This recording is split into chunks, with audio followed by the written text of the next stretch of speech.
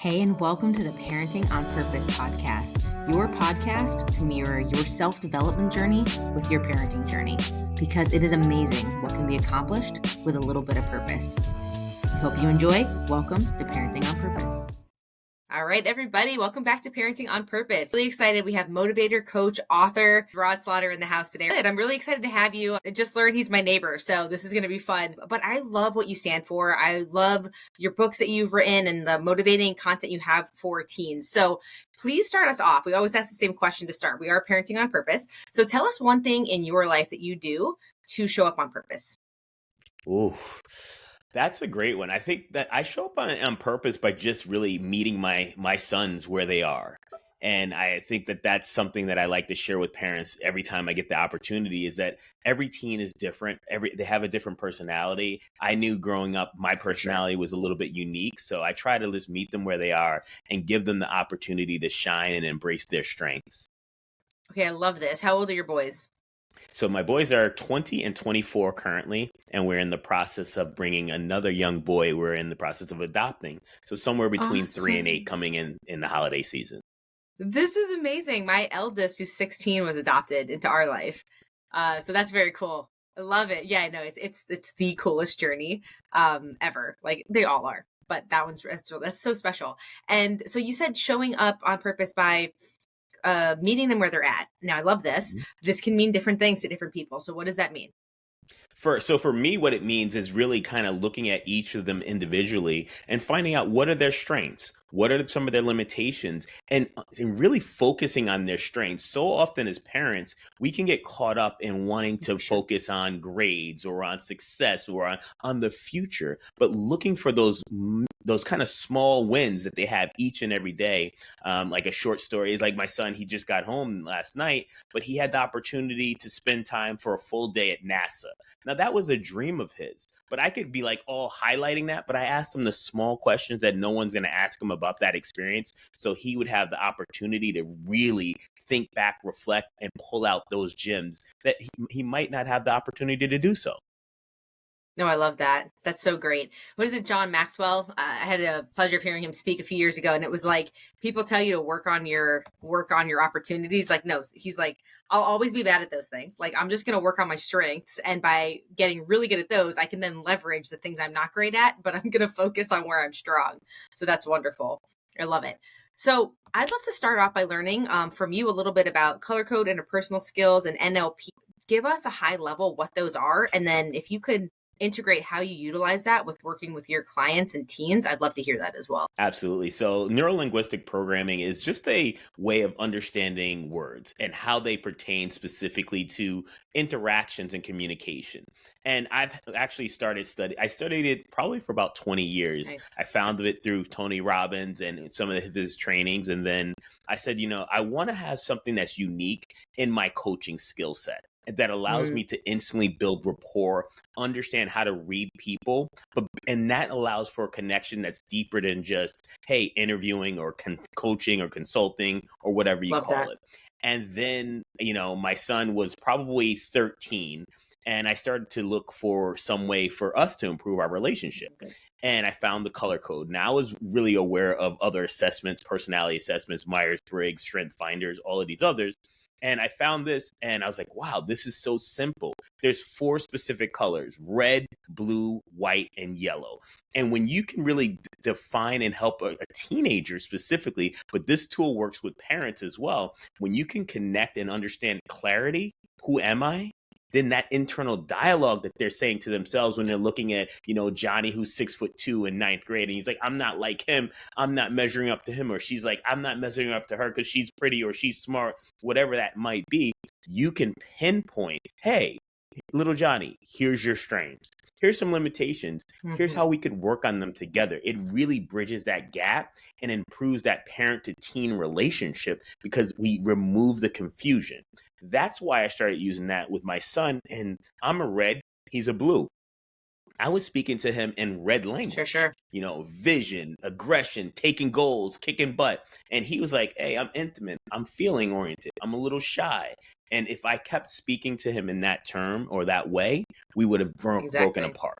So it's really a connecting tool and resource that I use within my in my coaching program. I love that. It is so true as parents, right? Like we really are learning the whole process of reconnecting and seeing yourself through these different mirrors that are your spouse and your children and all these different things. And it's a beautiful, if you can be present in that moment, it is such a beautiful way to just feel life, just feel it so much deeper. So that's beautiful. So let's go back to NLP for a second and neuro-linguistic programming. Give us some I am high level familiar with it, but I would love to hear some specifics that either you empower your teen boys to use in like maybe their self-empowerment talks, or maybe that you're utilizing with their parents. So that's kind of tier one. And then I also want to hear about your come up story with the whole NLP, how it related to you becoming who you are today. Because I don't want to shy away from that. I think that's a beautiful journey that we could touch on as well. Great question. So with NLP, one of the ways that I help, we all have like limiting beliefs and understanding belief systems. And really often kids are feeling like they are not measuring up because of a belief system or a limiting belief. And they start to repeat that limiting belief daily. I'm not smart in math. That teacher told me that I wasn't good. I have to take more time. They pulled me out of class, right? And then, so what I help them do is a simple reframing technique that they can use in positive affirmations to reprogram those negative, disempowering beliefs into empowering, inspiring ones. And we utilize them in the morning, we utilize them in the evening, and we utilize them during our coaching sessions. But I help them also integrate feeling. Yep. Kinesthetic, right? Connecting with their soul. I also help them get visual so that they really can get visceral with this and go, Yes. wow, I understand it. I'm feeling this emotion. I can see myself this way. I can feel it physically changing their state. Now, when you do that within a short period of time, and kids, because what? They have great imaginations, right? We can remember that. I'm going to be a fireman. I'm going to be a doctor. Let's play it. Well, they get into that role play. And when they're role playing it, it really changes quickly. And then I teach them about anchoring, which is an NLP technique, so that they can come back to that place and that feeling in any given moment. So if they're in a reactive state, because they're feeling something, hands are getting a little moist or heart is increasing, how to go back to that state that they were in our coaching session. Or they can visit our portal and they have training specifically to help retrain them and reprogram them to take them back there.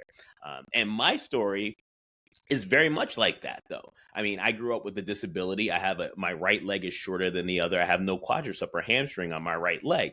And I have a 3.5-inch difference between my right and my left leg.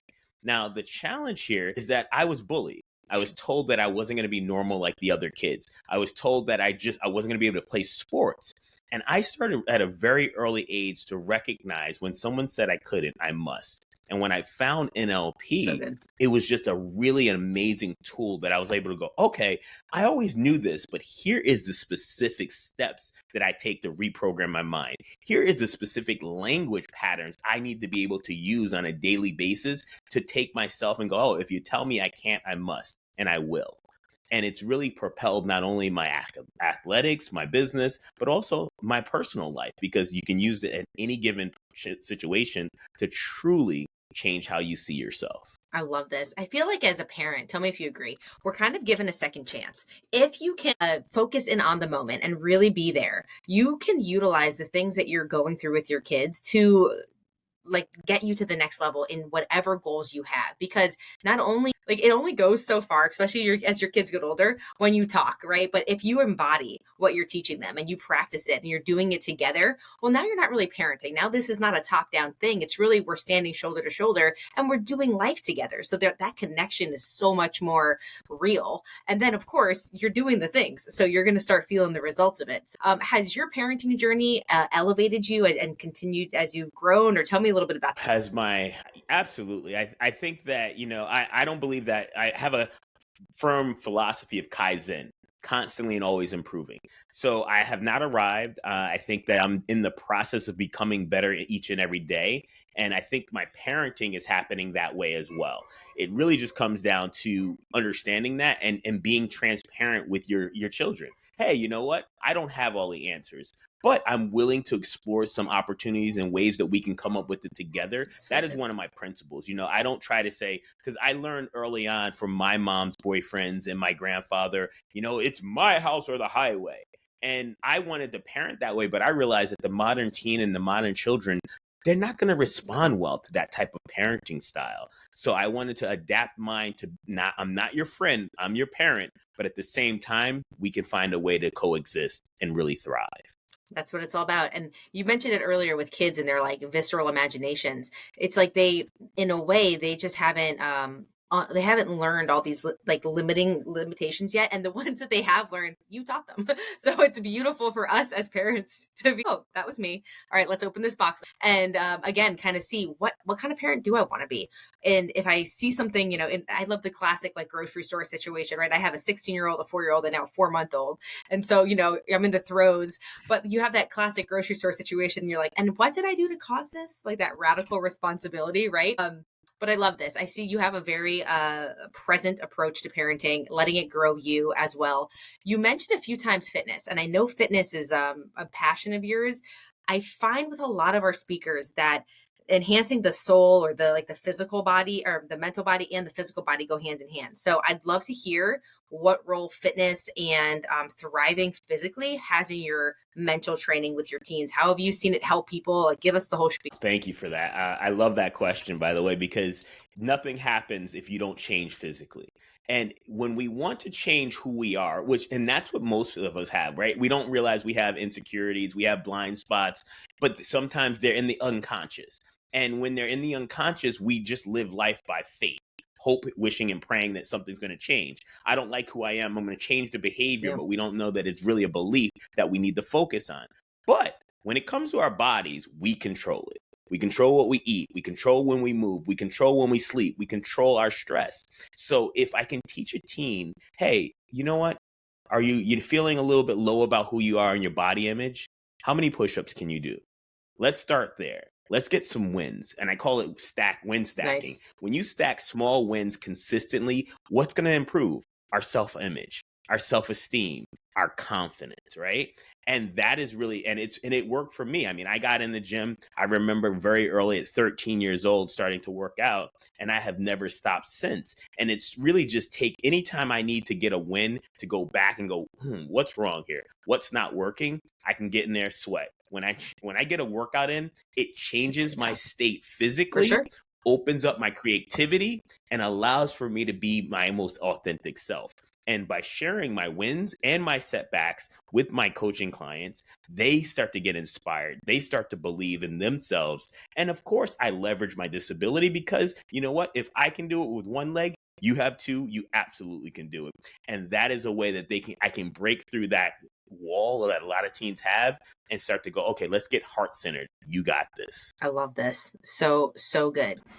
We all have like those own goals, and it's like showing up for yourself really helps you to just propel in all the different areas of your life. You gain that it's like your self-efficacy, right? If you do hard stuff physically, it makes you feel like mentally you can break through any barrier. You know, like I'm a chick, so for me it's like if I can do this pull up, I can certainly figure this problem out. Like this is not bigger than me. We can figure this out. Absolutely. And, and I think as parents, so like I just did a race down near you. I did the Boca MS race, which is 100 miles from coming all the way up to Jupiter and back. You know, being on your bike for 8 hours plus 100 miles in a day, I knew that I was going to have break through some mental blockages. I can't do this. I'm tired. I'm cramping. I need to stop.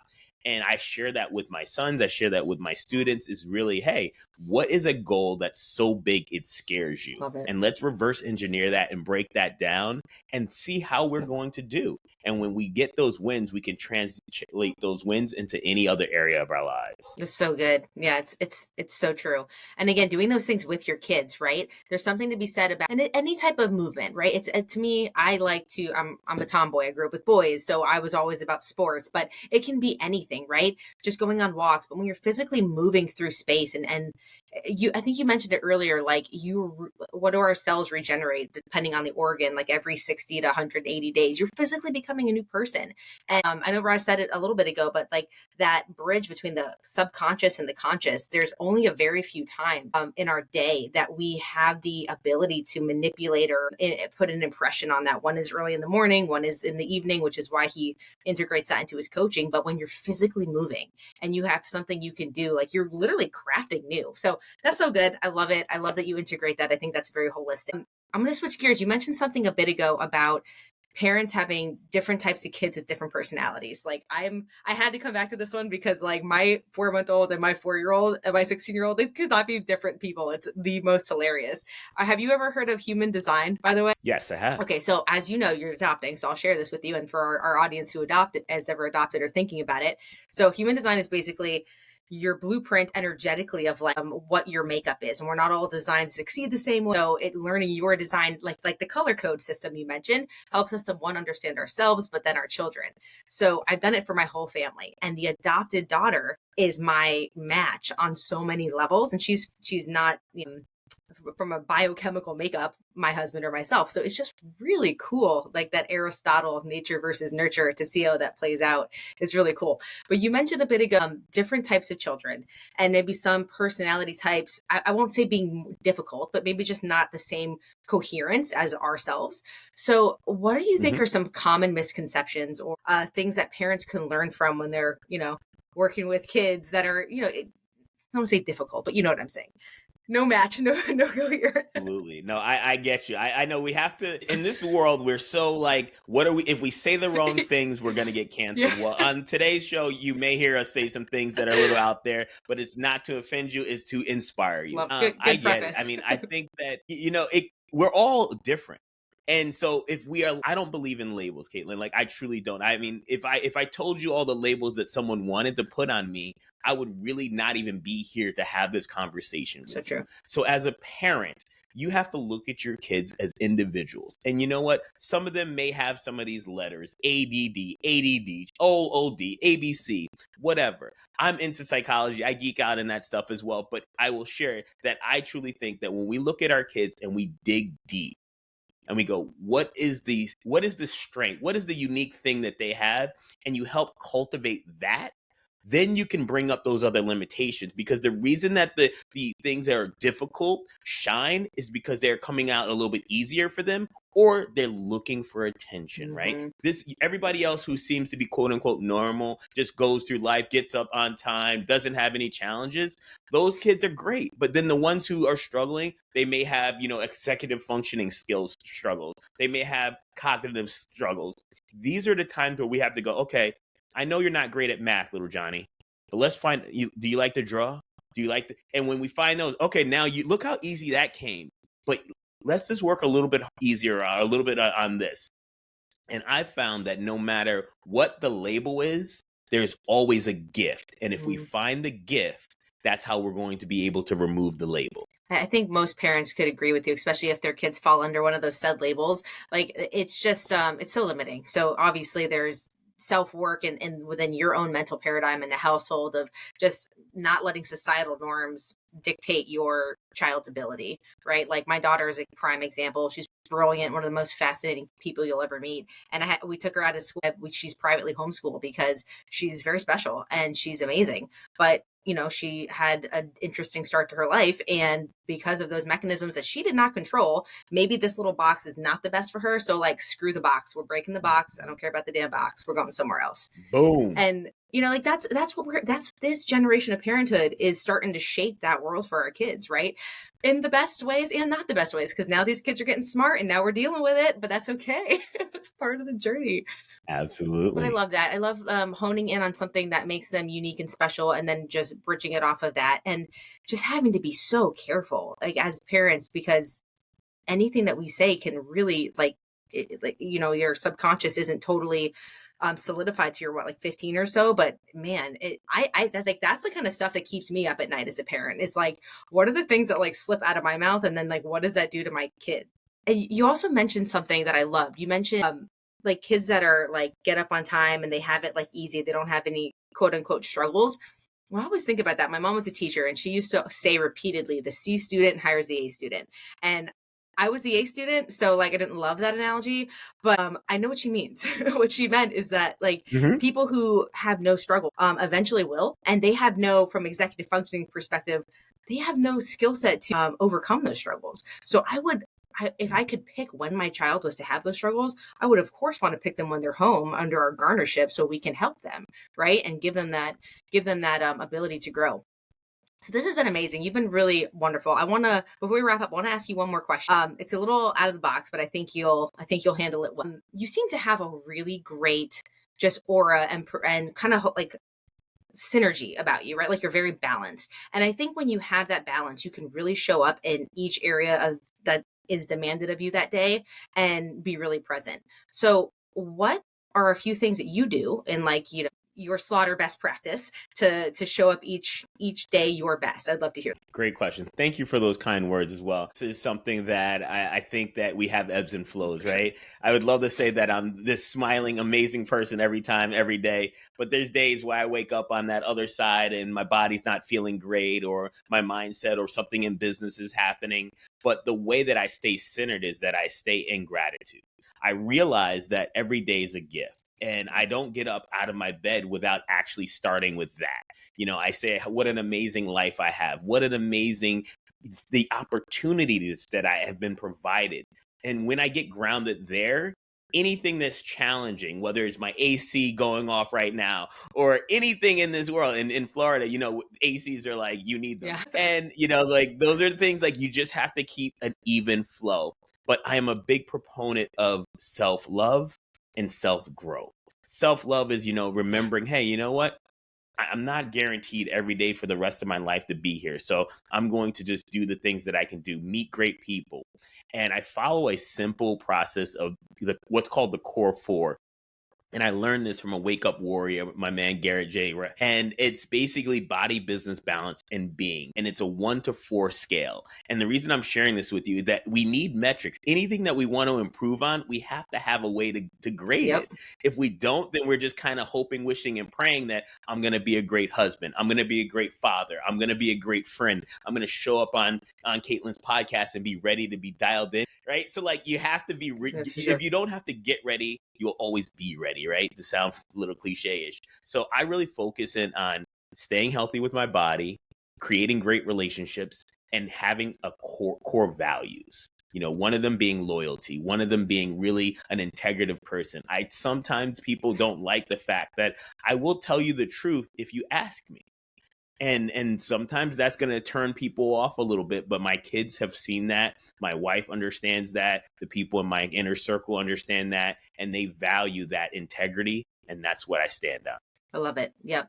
So we did this whole series a little bit ago about like family values and missions and really having those pillars, and everyone's are different, right? Like you have a core 4, we have a thrive 5, like that, whatever it is for you, what gets measured gets improved. And as parents, I always encourage you, this is not it depends on the household and how you run yours. Ours is very much not a top down. We let our kids have a say. So let them build that with you. What a better way to have buy-in and to feel confident as a family unit than to construct these things with your kids. So that's beautiful. I love that, that you incorporate that in your, not only parenting, but your coaching as well. So please wrap us up. Where can people find you, Raz? Where do you engage? What are the types of services that you offer? Give me a high level on that before we take us. Absolutely. The easy way is we're all on social media. So it's Raz Slaughter. That's RAHZ, last name Slaughter, just like the house. And the best place to reach out to me would be either on my website, which is theunstoppableteenager.com, or anywhere on social media. I love to interact and really kind of just really build this bond of inspiring and motivating parents, teens, and families. My coaching programs, I have some courses. I have, of course, my core course, which is called Empowered. And it's a process of bringing parents and teens together to empower and inspire them to create their future, as well as free content everywhere. So I love to you can check out the YouTube station, which is Raz Slaughter, and just look for this podcast. I look forward to passing this around and sharing it as well. Awesome. Well, we really appreciate being here. That was really fun to chat for a little bit. I know as school's starting back up, right? It's August, and I know you have a book on the 7 secrets of being a successful student. Is that Amazon or Audible or all places to buy books? Absolutely. It's Amazon. And, it's a read for parents and teens to really build that gap. A lot of times I'm all about, and I think would say that's for you as well, is about relating and finding a way to roll up those sleeves and get in there, right? You can't just hand a book to a kid and say, hey, they're not even reading a lot today. but just handing them a book and saying, read. If you read it with them, I have some really thinking questions at the end of each chapter that you can reflect on and build upon the skill set. And the first one is really the biggest one. It's how to create an unstoppable mindset. You got to understand what's called the BAS, your belief systems, your attitude, and self-talk. You put that together and you're going to have a rock star family. I love this. So this be our personal challenge to ourselves as we go into this next school year. For those of us with school age kids, we can do it like years past, or we can choose to just be a little bit more present, that 1% better every day. And let's see what happens to come next fall as our kids are, going into that next chapter of their lives. So this is beautiful, Raj. You are wonderful. Parents, my last note for you guys on this one, and what we do here is we make the parallels, right? Nothing happens on accident. You showed up here for a reason. I love that our guests are parents. And as in Roz's case, he's about to do it all over again. And it doesn't mean that you can't excel on your own personal journey while helping hone and groom and love that next generation. It's doing it presently, doing it together that really propels both. So I hope his story was motivating. I hope you hit him up on social. Let him know Parenting on Purpose sent you guys. And you guys know the deal. Until the next perfect time, stay beautiful and stay inspired.